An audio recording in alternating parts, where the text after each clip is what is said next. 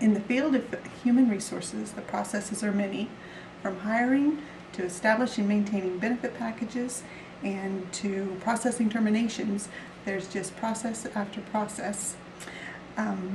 With a variety of processes becomes a myriad of possible communication glitches, and that is what I want to talk about today. My name is Ronda Smith, and I am a benefit specialist in the human resource field, and I would like to share a couple of the processes that we've had trouble with in the past, and hopefully can give some ideas for some future improvements. As a benefit specialist, one of my primary responsibilities is to process new hires. We offer a benefit package to them, and then I have to translate that into payroll. There's 5 steps that I've listed here, and you'll see that there's communication possibilities of trouble in each of these steps.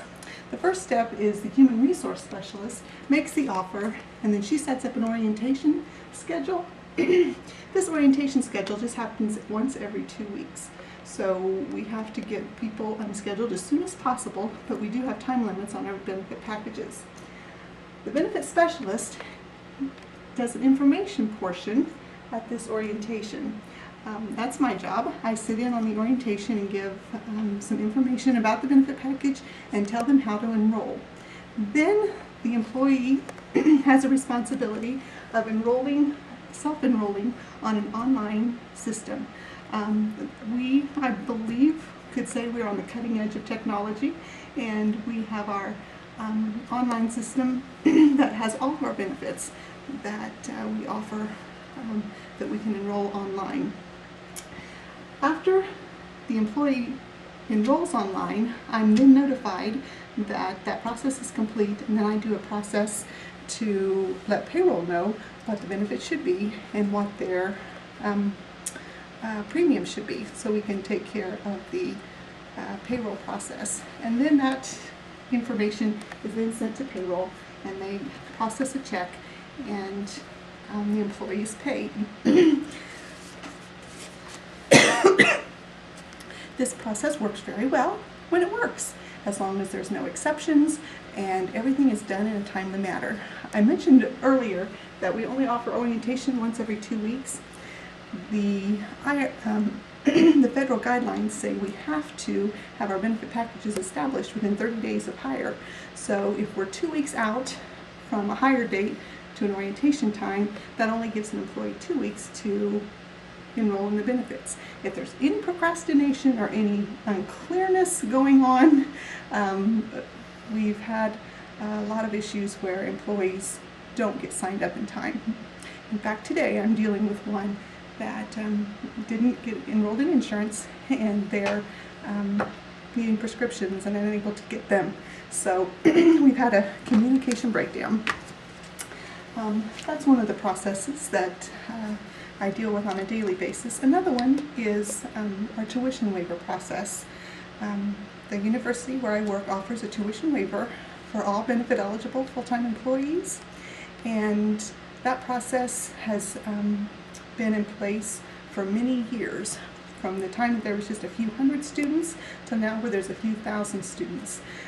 The process is basically that you determine whether your dependent or yourself is eligible for the waiver, and then a written form is filled out and submitted to me, and then I process that, put it on an Excel spreadsheet that we share with financial aid, and then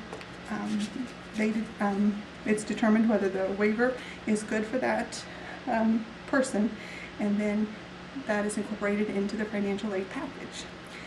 On a traditional student, on traditional semesters, the process works great.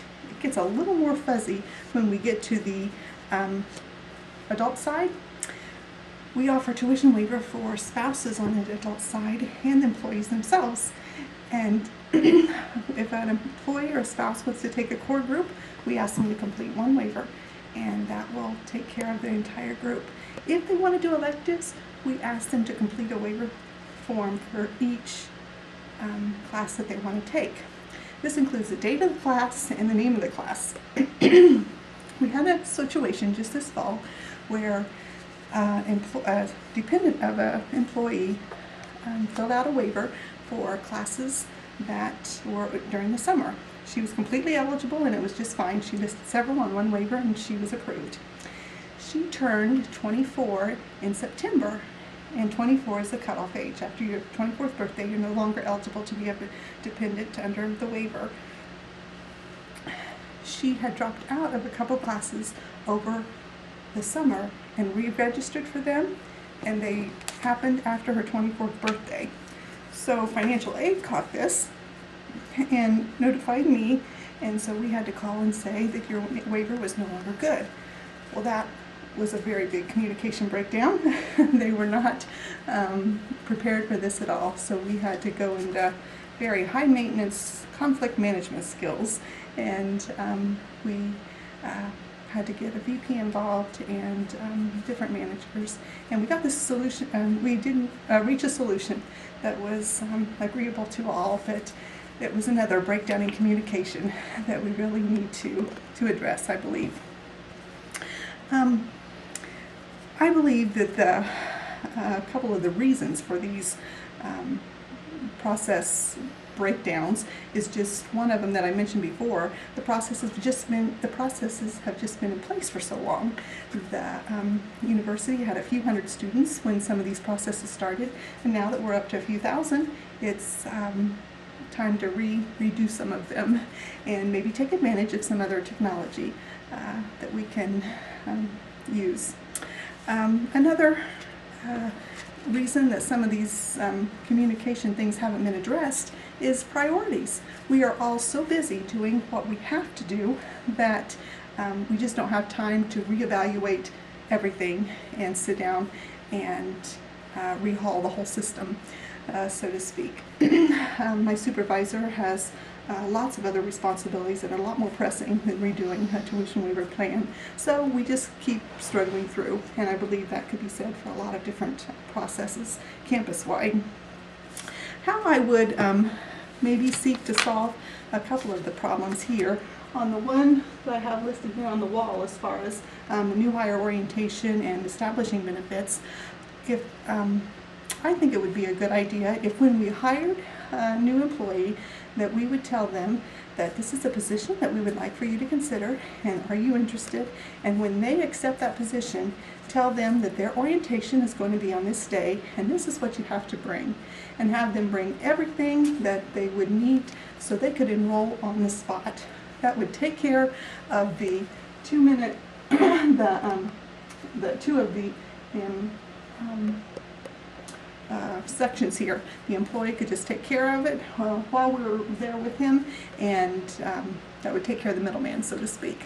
The tuition waiver, I think, will take a little more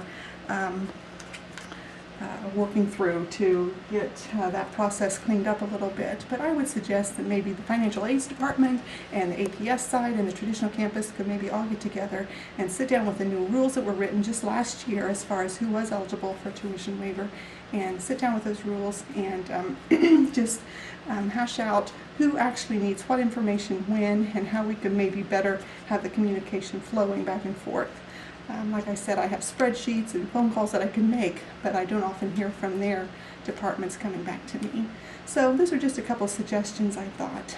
But as you can see, the tuition waiver and benefit processes and human resources just has a myriad of processes that will just continue to evolve, and communication is going to be more and more important as they do.